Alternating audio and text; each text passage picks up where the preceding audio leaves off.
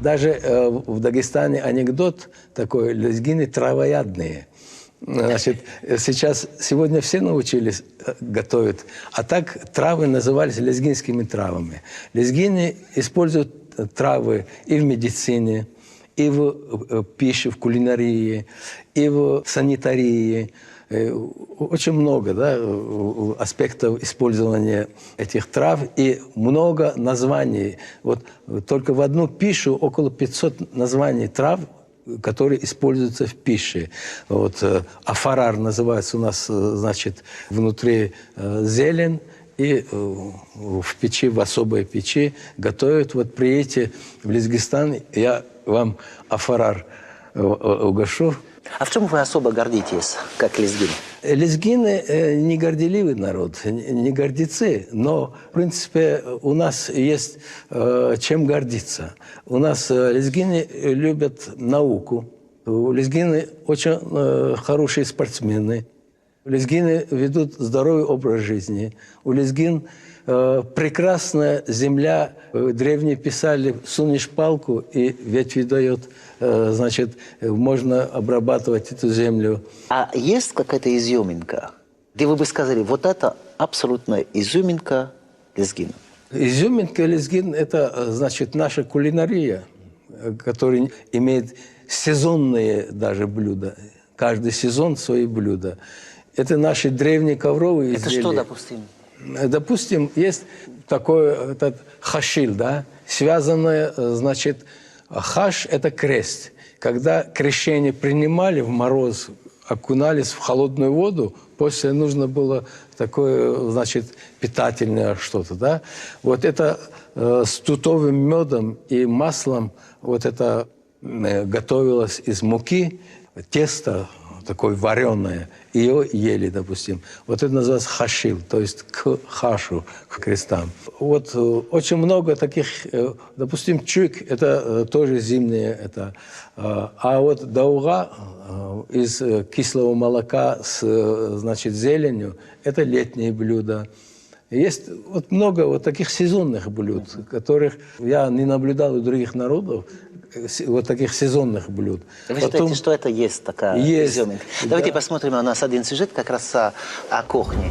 Таким методом очень быстро можно резать и не прилипает хинкал. Ну, хинкал у всех национальный, но каждая национальность по-разному готовит ее. У нас хлеб такой печется.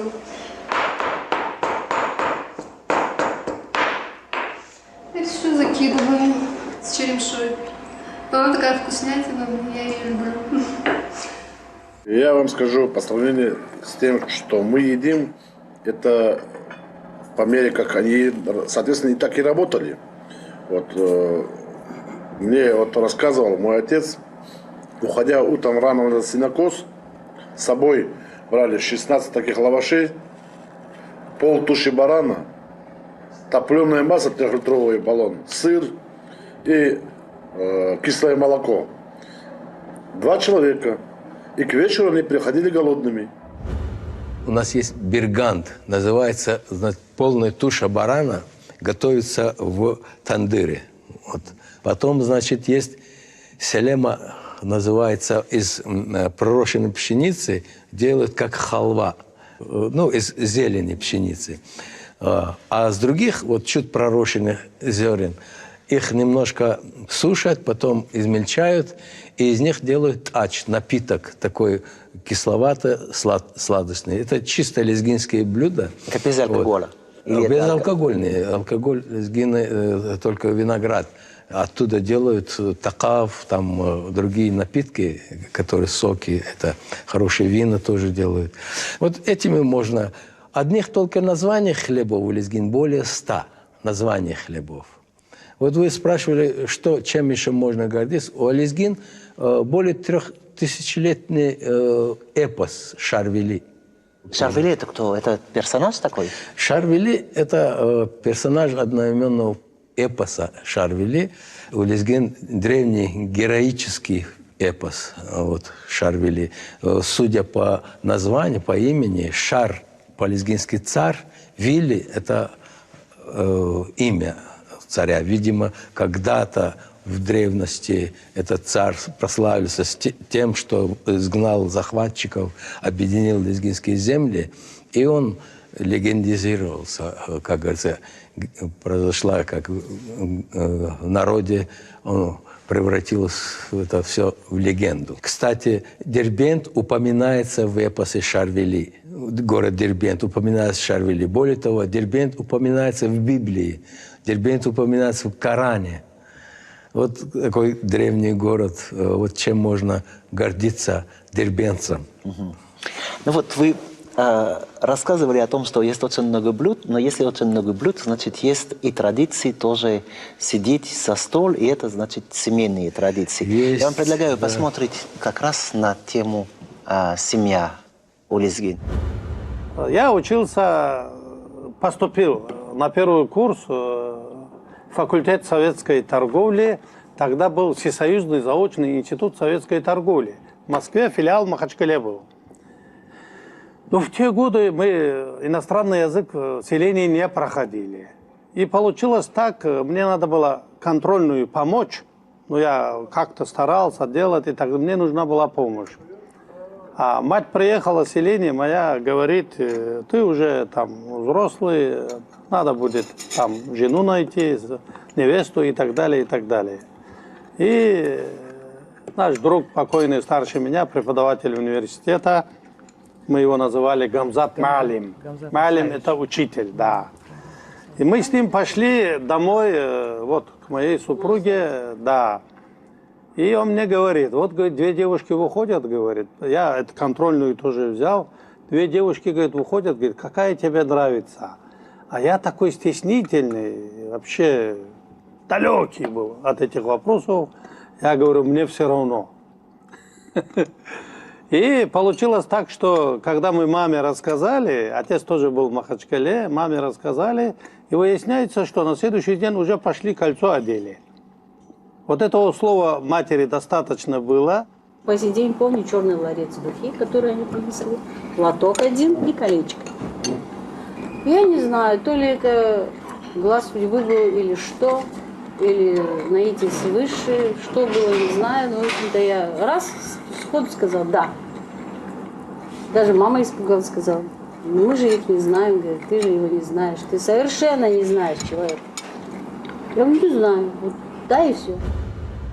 Родители порой сами находят будущую претендентку, значит, и знакомят детей. Если они друг другу понравятся, значит, они женятся. Но такого насилия нету. Обязательно ты должен жениться на этой. Но это нетипично, такое насилие. Все равно выбор остается за молодыми. Но при этом стараются смотреть на род, очень важно, из какого рода, какие прослойки. Допустим, все равно социальные прослойки. Если из низшей прослойки женится, девушку берет с высшей прослойки, будут какие-то проблемы. Она скажет, вот у меня отец такой, у тебя отец такой, допустим, да? Старается избегать этого. А что такое лезгинский тухум? Есть такое, да? Тухум, это тоже связано с этим? Да, да. Тухум – это род. Именно на чисто лезгинском языке ген. Ген – это род. Кстати, тухум – это что за слово? Тухум – это генетика, ген. Вся родословная, начиная от до. То есть в этом тухуме, если преступники были, воры были или кто-то там, это не поощряется, да? С таким тухумом никто не будет иметь дело. То есть честность, порядочность. Кто что ищет в тухуме? Может быть, воровское ищет воровского, каждый рыбак рыбака. Но в основном тухум – это все, чем человек гордится, принадлежностью к этому тухуму. Это то, что человека удерживает от, значит, совершения дурных поступков. Потому что слово старшего тухума, вот, допустим, если за кого-то заручается, это слово имеет вес. И старается, значит, соответствовать этому слову. Это в лучших традициях лезгин. Словом лезгина раньше клялись. Слово лезгина. То есть честь, достоинство, независимость для лезгина дороже всего. Это именно чисто лезгинские, ну, может, у других народов тоже это, но я говорю сейчас о лезгинах, это очень важно. Интересно. А что будет через 100 лет? Через 100 лет, как бы сказать, меня волнует то, чтобы остались наши народы, чтобы мы на несколько ступеней были по образованности, по терпимости были лучше, чем сегодня. Чтобы мы в то столетие, через 100 лет, привнесли самое-самое лучшее, что есть в нынешнем, и развили там, а плохое оставляли в это столетие. Вот, Спасибо большое, спасибо. Мы сегодня побывали в Дербенте, где живут очень много народов, и познакомились с лезгинами. А Фейзудин нам рассказывал, как там звучит поэзия, как там можно попробовать 100 разных сортов хлеба. Я еще много буду вам рассказать о разных народах России. Au revoir. До скорой встречи.